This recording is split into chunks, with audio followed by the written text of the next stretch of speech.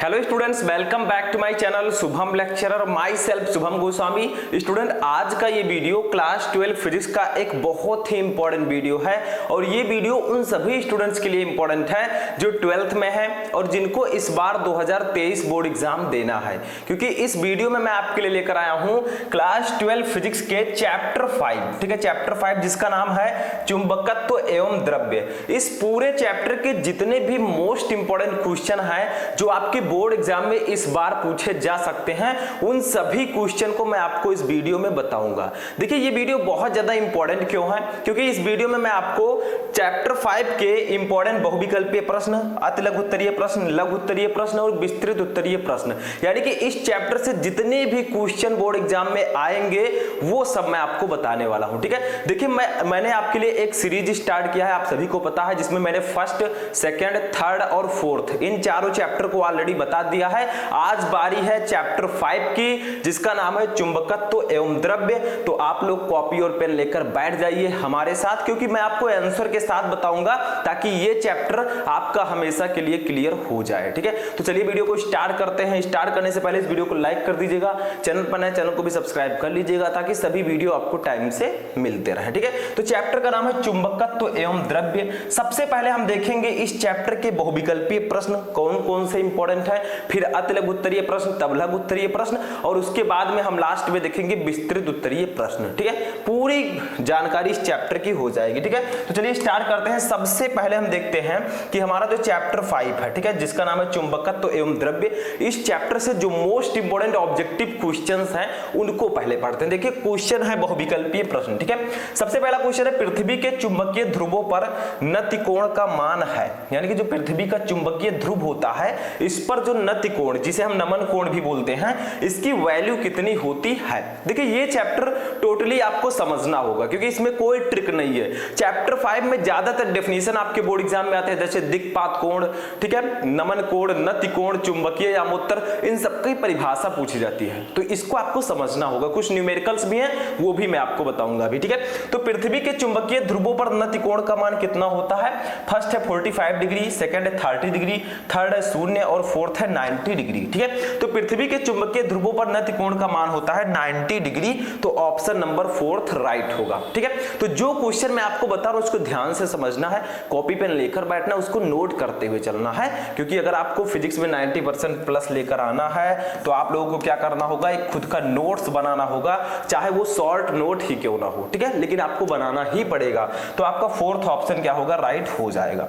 दूसरा क्वेश्चन, चुंबकीय यामोत्तर तथा भौगोलिक यामोत्तर के बीच के कोण को क्या कहते हैं, यानी कि चुंबकीय यामोत्तर और भौगोलिक यामोत्तर के बीच जो कोण बनता है, जो एंगल बनता है, उसको हम क्या बोलते हैं। तो देखिए ऑप्शंस हैं, फर्स्ट है नति कोण, सेकंड है दिक्पात कोण, थर्ड है ध्रुवण कोण, फोर्थ है क्रांतिक कोण। तो बनता है स्टूडेंट दिक्पात कोण।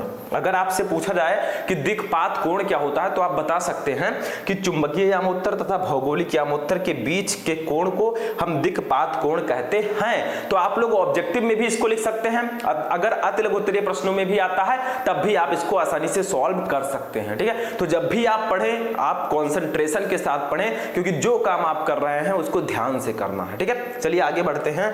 नेक्स्ट क्वेश्चन, इसको नोट कर लीजिएगा। देखिए, क्वेश्चन नंबर 3 है ऑब्जेक्टिव में, चुंबकीय आघूर्ण का मात्रक है, यानी कि चुंबकीय आघूर्ण का मात्रक क्या होता है। ठीक है, फर्स्ट है न्यूटन प्रति एम्पियर मीटर, सेकंड है एम्पियर मीटर स्क्वायर, थर्ड है वेबर प्रति मीटर स्क्वायर और फोर्थ है हेनरी। तो देखिए स्टूडेंट, चुंबकीय आघूर्ण को हम लोग डिनोट करते हैं एम से। ठीक है, एम इक्वल टू होता है NIA।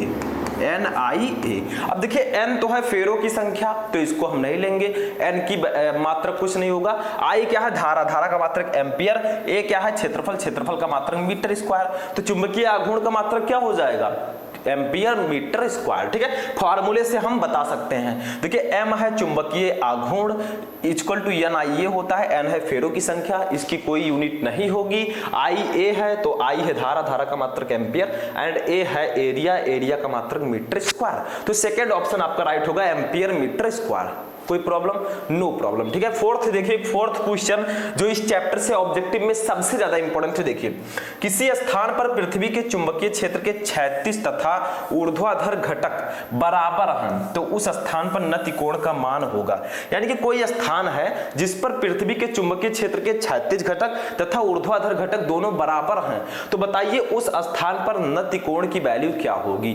तो फर्स्ट है 0 डिग्री, सेकंड है 45 डिग्री, थर्ड है 60 डिग्री, फोर्थ है 90 डिग्री। ठीक है, तो इसकी वैल्यू कितनी हो जाएगी? देखिए ध्यान दीजिएगा, इसकी वैल्यू हो जाएगी 45 डिग्री। ठीक है, अगर किसी स्थान पर पृथ्वी के चुंबकीय क्षेत्र के क्षैतिज तथा ऊर्ध्वाधर घटक दोनों बराबर हों तो उस स्थान पर जो नति कोण अथवा नमन कोण की वैल्यू होगी वो 45 डिग्री होगी। तो ऑप्शन नंबर सेकंड राइट होगा। ठीक है, तो ये थे आपके चैप्टर 5 के मोस्ट इंपोर्टेंट बहुविकल्पीय प्रश्न। ठीक है, 4 क्वेश्चन ज्यादा इंपॉर्टेंट है, इसको आप पहले पढ़िएगा। बाकी चैप्टर अगर आपने पढ़ रखा है तो क्वेश्चन सॉल्व करने में कोई भी प्रॉब्लम नहीं होने वाला और आप क्वेश्चन को चुटकियों में सॉल्व कर पाएंगे। ठीक है, तो इसको नोट कर लीजिए, चारों क्वेश्चन। अब हम देखेंगे कि इस चैप्टर के कौन कौन से अति लघु उत्तरीय प्रश्न इंपॉर्टेंट हैं। ठीक है, तो चलिए स्टार्ट करते हैं, इसको नोट कर लीजिए।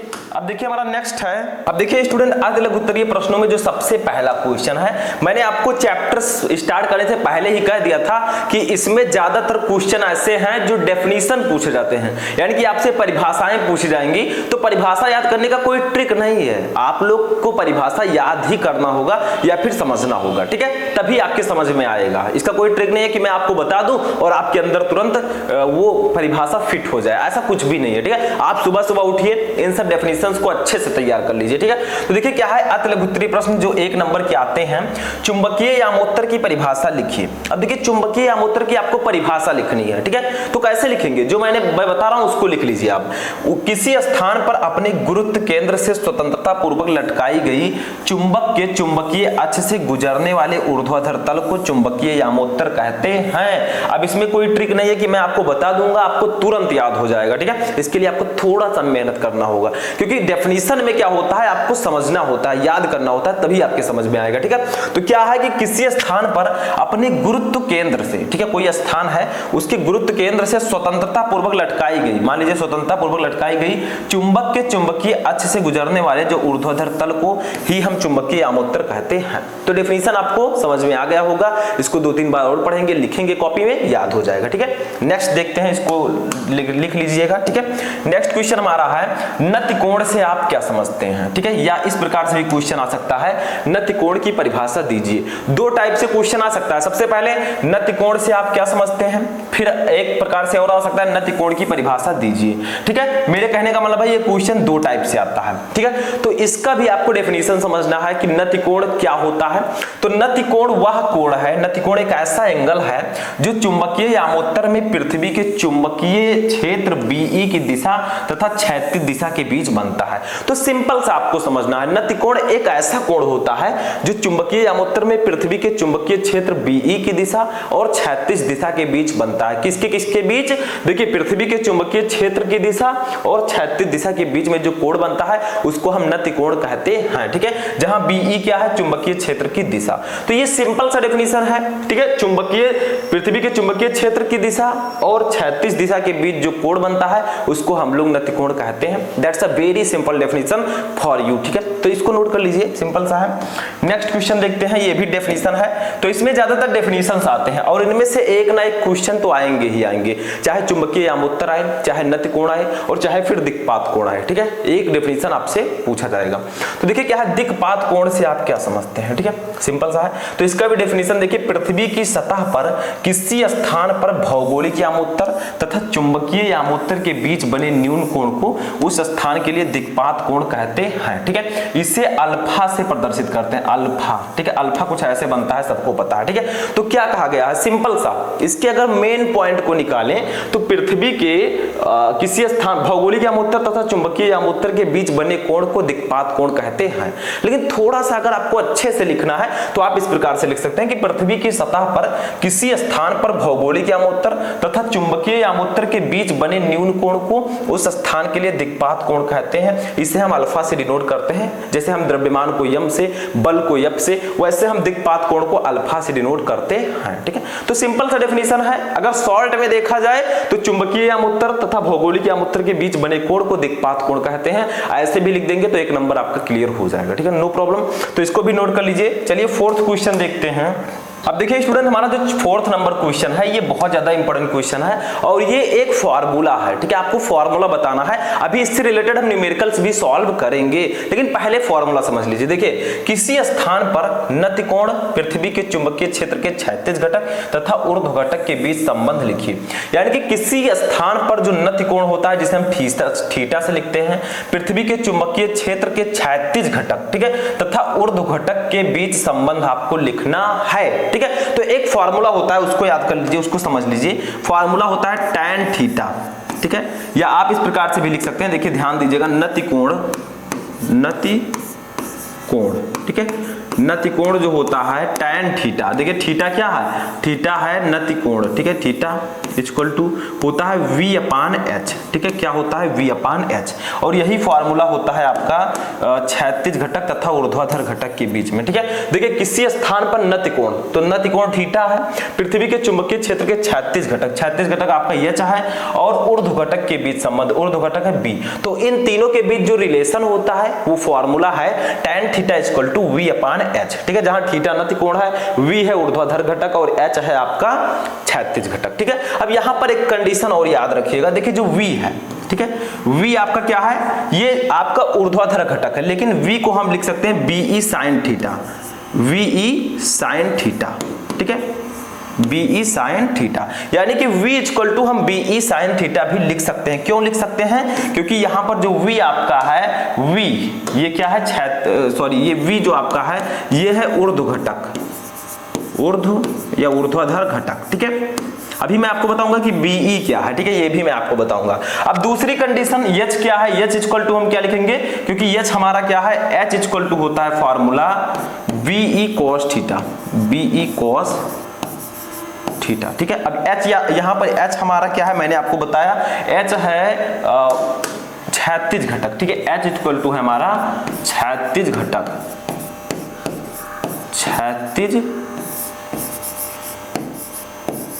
घटक, ठीक है। अब बहुत सारे स्टूडेंट कहेंगे सर ये तो मुझे पता चल गया, बट यहां पर BE क्या है, ठीक है, VE इसको भी जान लेते हैं।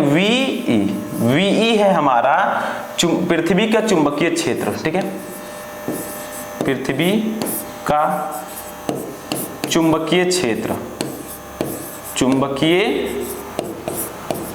ठीक है। B का मतलब चुंबकीय क्षेत्र हो गया, E का मतलब पृथ्वी, अर्थ का मतलब क्या होता है, E का मतलब अर्थ, ठीक है, पृथ्वी। तो यहां पर BE है पृथ्वी का चुंबकीय क्षेत्र। तो अगर आपसे अब आगे से पूछा गया कि स्टूडेंट किसी स्थान पर नतिकोण पृथ्वी के चुंबकीय क्षेत्र के क्षैतिज घटक तथा ऊर्ध्वाधर घटक के बीच संबंध लिखिए, तो आप लिखेंगे नतिकोण tan theta equal to v upon h, ठीक है। अब यहां पर v इक्वल टू क्या है, v है हमारा ऊर्ध्वाधर घटक, v इक्वल टू हम BE sin थीटा भी लिख सकते हैं, ठीक है। और h क्या है, ये क्षैतिज घटक है, h equal to BE cos theta हम लिख सकते हैं। और यहां पर BE क्या है, VE है पृथ्वी का चुंबकीय क्षेत्र। That's a very important formula for your board exam and for this chapter. So आपको ये फार्मूला अच्छे से पता होना चाहिए, तभी आप न्यूमेरिकल्स को सॉल्व कर पाएंगे। तो इसको नोट कर लीजिए, तब हम नेक्स्ट क्वेश्चन देखते हैं। नोट कर लीजिए, नोट कर लिए स्टूडेंट। यहां पर एक चीज और ध्यान दीजिएगा, थोड़ा सा आपको ध्यान देना, ठीक है। इसको आप थीटा इक्वल टू क्या लिख सकते हैं, थीटा इक्वल टू अगर मान लीजिए आप नतिकोण थीटा इक्वल टू लिखना चाहें, नतिकोण, ठीक है। यहां पर थोड़ा सा ध्यान देना है, नतिकोण थीटा इक्वल टू आप लिख सकते हैं, ठीक है। tan जब इधर जाएगा तो ये हमारा हो जाएगा tan इनवर्स, क्या हो जाएगा, tan इनवर्स, ठीक है। और ये आपका v अपान h ऐसे ही रहेगा, ठीक है। तो इसको हम थीटा इक्वल टू इस प्रकार से भी लिख सकते हैं, नतिकोण का फार्मूला, यानी कि tan theta equal to v upon h। तो थीटा इक्वल टू क्या हो जाएगा, tan inverse v upon h, ठीक है, जहां v है ऊर्ध्वाधर घटक, h है क्षैतिज घटक, ठीक है, सिंपल सा है। अभी इसी से रिलेटेड हम न्यूमेरिकल भी पढ़ेंगे, तो इसको नोट कर लीजिए। चलिए नेक्स्ट देखते हैं क्वेश्चन नंबर 5, ठीक है, ध्यान दीजिएगा। तो चलिए देखते हैं अपना फिफ्थ क्वेश्चन क्या है। देखिए फिफ्थ नंबर क्वेश्चन हमारा जो है ये बहुत ही इंपॉर्टेंट न्यूमेरिकल है। आपको ध्यान से पहले न्यूमेरिकल को पढ़ना है, है, उसके बाद में इसको सॉल्व करना है। बहुत ही सिंपल सा है, देखकर आपको बिल्कुल भी नहीं डरना है। देखिए, किसी स्थान पर पृथ्वी के चुंबकीय क्षेत्र की तीव्रता के क्षैतिज घटक तथा ऊर्ध्वाधर घटक के मान क्रमशः 0.3 × 10⁻⁴ वेबर प्रति मीटर स्क्वायर तथा 3√3 × 10⁻⁵ वेबर प्रति मीटर स्क्वायर हो तो उस स्थान पर पृथ्वी के संपूर्ण चुंबकीय क्षेत्र की तीव्रता तथा नति कोण का मान ज्ञात कीजिए। यानी कि आपको क्या क्या दिया गया है, चुंबकीय क्षेत्र की तीव्रता का क्षैतिज घटक दिया गया है, ठीक है, ये ऐसे इसको कट कर दीजिएगा, और ऊर्ध्वाधर घटक का मान क्रमशः दिया गया है। देखिए, ये क्षैतिज घटक का मान है, ये ऊर्ध्वाधर घटक का मान है, ठीक है। अब आपको निकालना क्या है, उस स्थान पर पृथ्वी के संपूर्ण चुंबकीय क्षेत्र की तीव्रता, यानी कि आपको V निकालना है एंड नति कोण निकालना है थीटा, दोनों को फाइंड आउट करना है। तो बहुत ही सिंपल सा है, ध्यान से समझना, अभी समझ में आ जाएगा, ठीक है। तो देखिए, सबसे पहले हम जो कुछ दिया गया उसको लिखते हैं। हमें क्षैतिज घटक पहले दिया गया, क्षैतिज घटक को हम लोग नोट करते हैं H से। देखिए, क्षैतिज घटक की वैल्यू कितनी दी गई है, ये 0.3 × 10⁻⁴ वेबर प्रति मीटर स्क्वायर, वेबर प्रति मीटर स्क्वायर, ठीक है, ये हमें दिया गया है क्षैतिज घटक। और ऊर्ध्वाधर घटक को हम 20 डिनोट करते हैं, इसकी वैल्यू दी गई है 3√3 × 10⁻⁵ वेबर प्रति मीटर स्क्वायर, वेबर प्रति मीटर स्क्वायर, ठीक है। हमें निकालना क्या क्या है उसको समझिए। हमें निकालना है पृथ्वी के संपूर्ण चुंबकीय क्षेत्र की तीव्रता B, ठीक है, और हमें निकालना है थीटा की वैल्यू, यानी कि नति कोण थीटा, ठीक है। चुंबकीय क्षेत्र की तीव्रता और थीटा दोनों निकालना है, ठीक है। तो एक फॉर्मूला मैंने अभी आपको बताया था नति कोण का, वो पहले हम नति कोण निकाल लेते हैं, ठीक है। नति कोण, इसका फॉर्मूला क्या होगा मैंने बताया था, इसको डिनोट करते हैं थीटा से। थीटा इक्वल टू होगा tan इनवर्स V/H,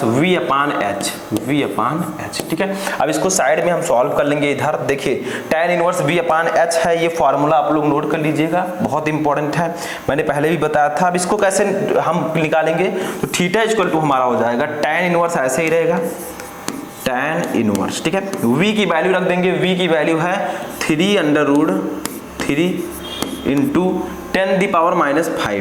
10⁻⁵, ठीक है, अपान H की वैल्यू है 0.3 × 10⁻⁴। अब इसको थोड़ा आइडिया से हम सॉल्व करेंगे, तभी ये सॉल्व हो पाएगा, ठीक है। देखिए क्या करेंगे, थीटा इक्वल टू हमारा हो जाएगा tan इनवर्स, ऐसे ही भी रहने देंगे tan इनवर्स, ठीक है। यहाँ पर क्या करेंगे, 3√3 कर देंगे इंटू 10⁻⁵ हो जाएगा, अपान, देखिए 0.3 को अगर हम 3 लिखे तो क्या होगा, मान लीजिए ये 0.3 है, इसको हम इस दशमलव को 3 के बाद ले जाएं तो ये हो जाएगा 3 × 10⁻, ये -4 है, इसमें -1 का गुणा हो जाएगा तो -5 हो जाएगा, ठीक है, क्योंकि एक दशमलव हम इधर ला रहे हैं, ठीक है। तो 10 की पावर -4 है, अब इंटू 10 की पावर -1 हो जाएगा, तो ऐसे हो जाएगा, ठीक है। अब 3 से 3 कैंसिल हो जाएगा, 10 की पावर -5 से 10 की पावर -5 कैंसिल, तो थीटा इक्वल टू हमारा आ गया tan इनवर्स कितना आ जाएगा, √3, ठीक है, √3। अब यहां पर एक चीज आपको ध्यान देना है, बताइए tan के किस डिग्री का मान √3 होता है, तो 60 डिग्री, ठीक है। तो थीटा इक्वल टू हमारा आ जाएगा 60 डिग्री, और ये हमारा हो जाएगा नति कोण की वैल्यू, क्योंकि आपको पता है कि tan के 60 डिग्री का मान कितना होता है, √3, तो हमारा theta equal to tan inverse √3 था, तो जब हम √3 को हटाएंगे तो 60 डिग्री हमारा आ जाएगा थीटा, यानी कि नति कोण, ठीक है। अब यहां से हमें क्या करना है, हमें चुंबकीय क्षेत्र की तीव्रता निकालनी है, ठीक है। तो यहां से हम निकालेंगे, इसको मैं इरेज कर देता हूं साइड में, ठीक है, इसको आप लोग नोट कर लीजिएगा, इसको मैं इरेज कर देता हूं।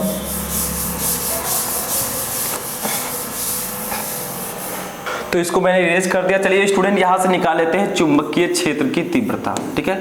संपूर्ण, आप लिखिएगा संपूर्ण चुंबकीय क्षेत्र की तीव्रता, क्षेत्र की तीव्रता, ठीक है।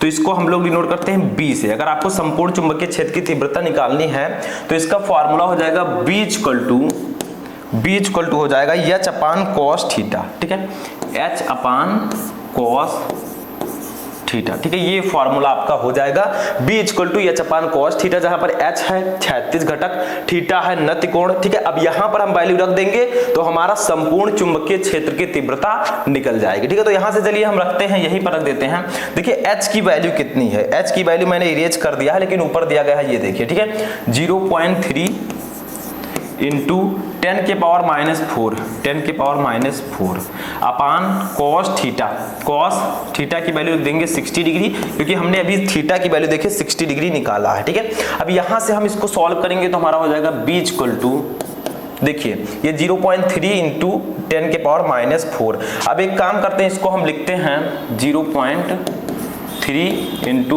10 द पावर -4, ठीक है। अपान हो जाएगा cos 60 डिग्री की वैल्यू होती है 1/2, 1/2, ठीक है। अब यहीं पर इसको सॉल्व कर लेंगे तो हमारा हो जाएगा b equal to 0.3 into 10 the power -4 upon, देखिए एक 1/2 को हम लिख सकते हैं 0.5। आप 1 से अगर 2 को भाग देंगे तो 0.5 आएगा। अब पॉइंट से दशमलव कट कर देंगे तो बचा 3 ऊपर नीचे 5 है। अब 3 को 5 से डिवाइड कर देंगे तो देखिए 0.6 आएगा। आप करके देख सकते हैं, देखिए 3 को 5 से डिवाइड करेंगे, ठीक है। यहाँ पर मैं कर देता हूँ, ठीक है। ये देखिए 3 है तो ये 0.0630, ठीक है। तो 0.6 आपका आ जाएगा। तो यहाँ पर हो जाएगा ये, इधर मैं साइड में लिख देता हूँ b equal to 0.6 into 10 the power -4, ठीक है। तो इतना भी आप लिख सकते हैं चाहे तो, लेकिन अगर आप लोग इसको थोड़ा अच्छे से लिखना चाहें तो b इक्वल टू हमारा आ जाएगा, इसको हम इस दशमलव को 6 के बाद ले जाएंगे तो हमारा हो जाएगा 6 इंटू, तो देखिए हम एक अंक इधर आ रहे हैं, ठीक है। तो 10 की पावर -1 से गुणा कर देंगे तो ये 10 की पावर -4 है, ये 10 की पावर -5 हो जाएगा। इसका मात्रक हो जाएगा वेबर प्रति मीटर स्क्वायर, वेबर प्रति मीटर स्क्वायर, ठीक है। और यही हमारा आंसर आ जाएगा, ठीक है। यही हमारा हो जाएगा चुंबकीय क्षेत्र की संपूर्ण तीव्रता, ठीक है। तो सिंपल सा था। अगर आपको इस प्रकार का न्यूमेरिकल आता है, पहले आप नति कोण निकालेंगे थीटा, ठीक है, हमारा आया 60 डिग्री। इसके बाद में संपूर्ण चुंबकीय क्षेत्र की तीव्रता निकालनी है तो ये फॉर्मूला लगाएंगे b equal to h upon cos theta. यहाँ से थीटा की वैल्यू रखेंगे और h की वैल्यू रखेंगे, बाकी हमारा आंसर आ जाएगा 6 इंटू 10 दी पावर -5 वेबर प्रति मीटर स्क्वायर। आपको यूनिट के साथ लिखना है आंसर, ठीक है। तो सिंपल सा इसको नोट कर लीजिए, बहुत ही इंपॉर्टेंट न्यूमेरिकल है इस चैप्टर का, ठीक है। और इसी फॉर्मूले से रिलेटेड न्यूमेरिकल इसमें आते हैं, तो नोट कर लीजिए इसको। चलिए नेक्स्ट क्वेश्चन देखते हैं। तो ये हमारा लघु उत्तरीय प्रश्न समाप्त हो चुका है। अब आते हैं लघु उत्तरीय प्रश्नों पर, ठीक है। यानी कि इस चैप्टर से कौन कौन से लघु उत्तरीय प्रश्न मोस्ट इंपोर्टेंट है। तो सबसे पहला क्वेश्चन देखिए, चुंबकत्व के परमाणुीय मॉडल की व्याख्या कीजिए। यानी कि जो चुंबकत्व का परमाणुीय मॉडल है उसकी आपको व्याख्या करनी है।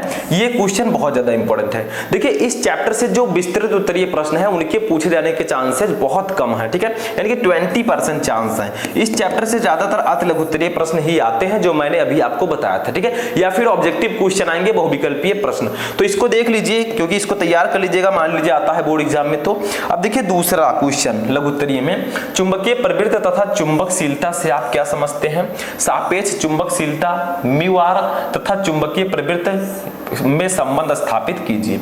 यानी कि आपसे पूछा जा रहा है कि चुंबकीय प्रवृत्ति तथा चुंबकशीलता से आप क्या समझते हैं, ठीक है। ये 3 नंबर वाले लघु उत्तरीय प्रश्नों में आता है। देखिए सापेक्ष चुंबकशीलता μr तथा चुंबकीय प्रवृत्ति में संबंध स्थापित कीजिए। तो ये क्वेश्चन बहुत ज्यादा इंपॉर्टेंट है। चैप्टर्स में मैंने आपको पढ़ा रखा है, अगर आप लोग चैप्टर जाएंगे सर्च करेंगे तो आपको क्वेश्चन मिल जाएगा, ठीक है, आंसर भी मिल जाएगा।